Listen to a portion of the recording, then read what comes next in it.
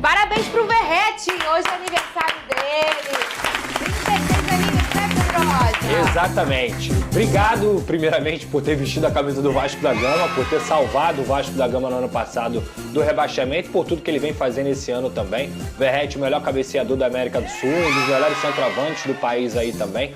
Parabéns, feliz aniversário, feliz cumpleaños. Muito bem. Relacionado já tem aí? Saiu Pedrosa? a lista de relacionados pro também. Pro jogo do Vasco contra o Atlético Mineiro, o que tá diferente aí nessa lista? Na verdade é contra São Paulo, né? Porque joga amanhã no Brinco de Ouro, 9h45. Só que tinha essa expectativa, mesmo, Fernanda. o Galo é sábado, dia 19 de outubro. Isso, para saber se o Vasco iria com o grupo principal ou não, visando a Copa do Brasil. E o Vasco está com o grupo principal. 2 jogadores não foram relacionados nessa lista. O Jair, que vinha treinando normalmente, está no processo de transição final, tinha até uma expectativa dele ser relacionado para agora, mas ainda está numa última etapa e a tendência é que ele seja relacionado para a partida contra o Cuiabá. E o Vitor Luiz teve um problema muscular, um edema na coxa, e por isso também ele foi preservado para essa partida, justamente visando ao jogo contra o Galo. De resto, o grupo do Vasco principal vai viajar para Campinas para jogar contra o São Paulo no Brinco de Ouro, nesse Brasileirão. Você pensaria muito nesse jogo ou você... se fosse vascaína ou se eu fosse treinador... Você escutou o que eu falei pro Pedrosa no off antes do programa começar? Escutei. Ah, então tá. Então você foi bem na pergunta. Porque eu não levaria nenhum titular para esse jogo. Falei isso pro Pedrosa. Faria basicamente o que o Flamengo fez aí recentemente, quando não viajou para pegar o Grêmio com os principais jogadores. Eu deixaria todo mundo no Rio de Janeiro, o time titular inteiro no Rio de Janeiro. Não pensaria nesse jogo. Primeiro, não sei como que tá o gramado do Brinco de Ouro, vou ser bem sincero. Não sei se está um gramado ruim, se está em bom estado. Segundo, se o Vasco perder para o São Paulo, vai mudar muita coisa? Não é crise. Não. Estamos falando de um São Paulo que vai focar no Campeonato Brasileiro. O Vasco está de maneira bem tranquila no Campeonato Brasileiro, dentro das suas pretensões, não pensa mais numa queda para a Série B, está dentro ali do limite. Se perder esse jogo, no futuro, o Vasco pode correr atrás de pontuação para garantir, quem sabe, uma vaga na pré-Libertadores. Eu ficaria no Rio de Janeiro, inclusive com o Rafael Paiva, no Rio de Janeiro, treinando o time titular. E colocaria todo mundo pra dormir no negócio lá do Felipe Coutinho. Eu faria de fato isso, eu não tô brincando não. Olha, gente, o Vasco pode chegar na final de Copa do Brasil, gente.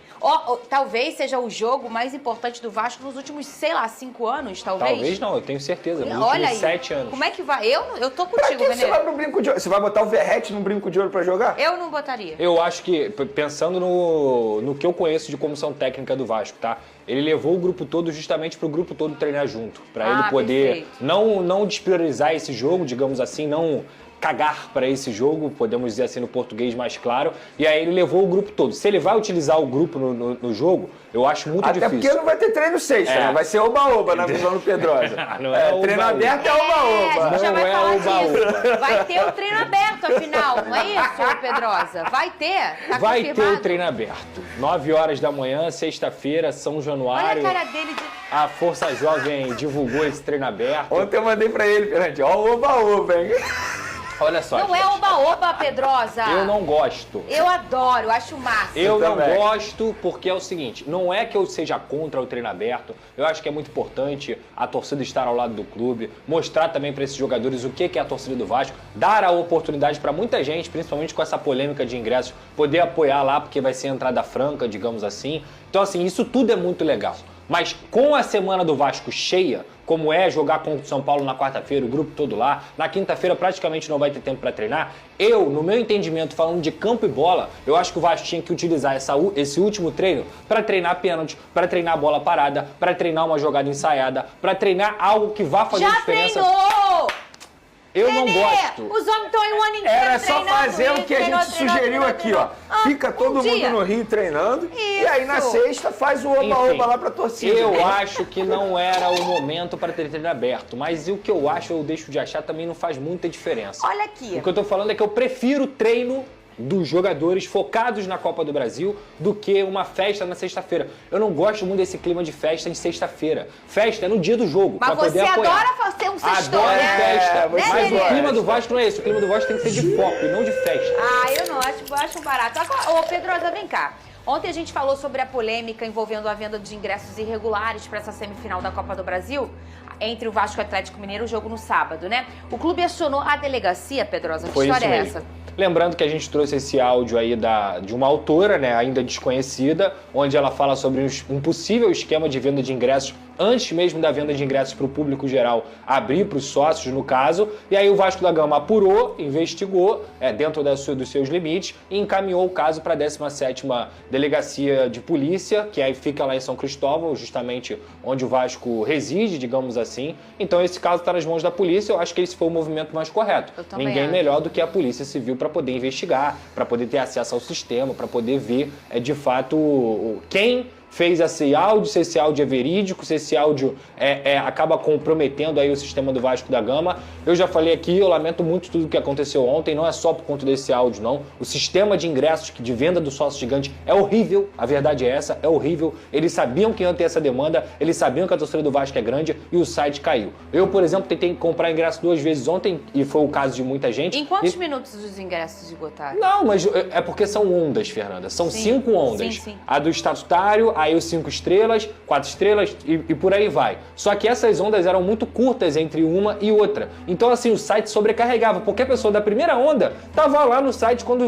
estava aberto a 5ª onda, por exemplo. Sim. Então, assim, foram muitas pessoas. O Vasco tem 68 mil sócios torcedores. Tinham 190 mil pessoas no site. Mas, desculpa, eu te interrompi. Você estava tentando comprar ontem 2 ingressos? Não, na verdade eu estava tentando comprar 2 vezes, né? Porque como deu essa falha no sistema, o Vasco abriu na parte da tarde novamente os ingressos. E aí existe uma coisa chamada biometria em São Januário, que você já tem cadastrado lá no sistema. Aí quando você comprou o ingresso, erro de biometria. Assim como eu, várias e várias pessoas falaram. E quando a gente fala assim, eu tô falando de mim, tá, Fernanda? Mas o jornalismo aqui é serviço social. Se a torcida do Vasco da Gama tá tendo um problema grave para comprar ingressos, por mais que São Januário tenha 18 mil lugares apenas, é um problema do sistema. Ninguém quer regalia, ninguém quer vantagem, as pessoas só querem ter o direito, por pagar o sócio torcedor, que não é nada barato, são R$300 por mês, que você tem para tentar comprar o ingresso. As pessoas só querem ter o direito de tentar comprar o ingresso, não é garantia de que vai conseguir, é o direito. E o sistema da Eleven Tickets, junto com o sócio gigante, foi uma vergonha ontem. As pessoas não tiveram o direito de comprar o ingresso. Isso é muito delicado, né, o Vene? Isso quer dizer que São Januário está bem pequeno já para o Vasco da Gama, né? Enquanto o Pedrosa falava. A torcida apaixonada do Vasco da Gama, né? Agora, por outro lado, eu também não era a favor de botar esse jogo no Maracanã, por exemplo. Você não era? Não era a favor. Eu acho que o Vasco... O Botafogo joga 18,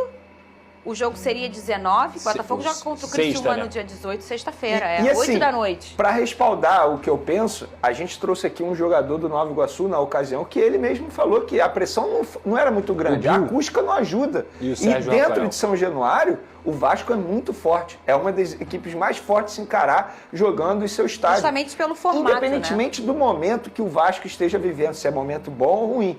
Mas o Vasco é um caldeirão, de fato é um lugar hostil para o adversário. Embora o Barbieri tenha dito naquela ocasião que era hostil para o próprio Vasco, mas eu discordo totalmente dele.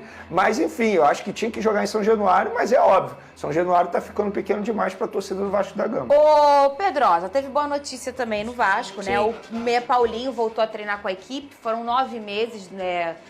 Que separou o dia da lesão, né? Que tirou ele por parte da temporada e agora o jogador entrou nessa última fase de transição para voltar a jogar. Já tem uma previsão de retornar aos gramados, Pedrosa? Ele deve ficar mais um mês aí se preparando junto com o grupo. Mesma situação do Jair, né? O Jair, por exemplo, está há 3 semanas já treinando com o grupo do Vasco da Gama, mas ainda não foi relacionado. Vai completar um mês e vai ser relacionado, deve ser relacionado para a partida contra o Cuiabá. Então eu só penso no Paulinho aí bem naquela reta final de temporada mesmo, até porque ele tem que ganhar confiança. Uma lesão no ligamento cruzado anterior não é fácil, não é só sobre você estar recuperado. Muitas vezes está aqui, ó, de você não ter medo de uma dividida, de você não ter medo de fazer um movimento. Então, sem dúvida alguma, é um baita de um retorno. A gente espera que o Paulinho volte a praticar o futebol que ele tem. A gente fica alegre também pelo atleta voltar a fazer o que ele mais gosta, mas obviamente não tem por que criar nenhuma expectativa para 2024. Eu acho que o Paulinho e o Jair também são jogadores que vão agregar e muito em 2025. A gente acaba esquecendo, né?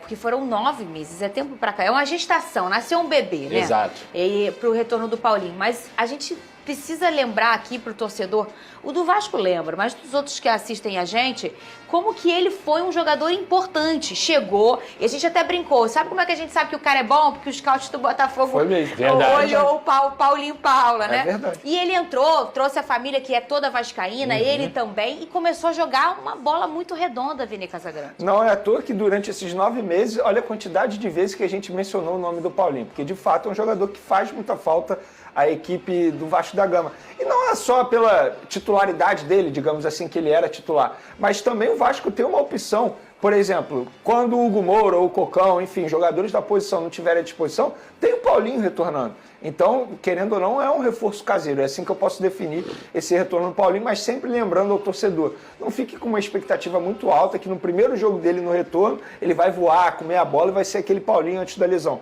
Nunca se sabe. A gente tem que dar uma margem de tempo para esse jogador se readaptar. Existe um medo também de se machucar novamente. É um ser humano, não é uma máquina. Muito bem. E hoje tem Brasil e Peru pelas eliminatórias da Copa, graças a Deus. Isso aí, família vascaína, uma ótima noite a todos. Eu sou o Luiz, eu tô chegando com tudo na noite dessa terça-feira, trazendo diversas novidades do nosso gigante da colina. E olha o homem aí, ó. O homem já pode reforçar o Vasco da Gama na grande decisão, né, de quarta-feira contra o São Paulo amanhã. Então assim, o Jair vem treinando intensivamente, completará um mês agora. Então assim, o Rafael Paiva dará oportunidade ao Jair, ao volante Jair. Não sei se ele começa, se ele inicia a partida como titular ou se ele entra ali no, né, como no andamento do jogo, no segundo tempo. O que importa é que tanto ele, tanto o Paulinho de Paula está evoluindo cada vez mais. São jogadores que assim fizeram muita falta, né, nessa temporada para o Vasco da Gama. Ambos se machucaram no início da temporada, ficaram praticamente aí um ano todo, né, se recuperando de lesões gravíssimas. Então assim, alô Jair e alô Paulinho, a torcida vascaína está desejando para vocês um ótimo retorno e que vocês possam voltar gradativamente, sem pressa, né, fazendo simples, evoluindo gradativamente, porque a torcida do Vasco está com vocês. Eu tô indo nessa, galera. Se inscreva no canal, deixa o like e até a próxima!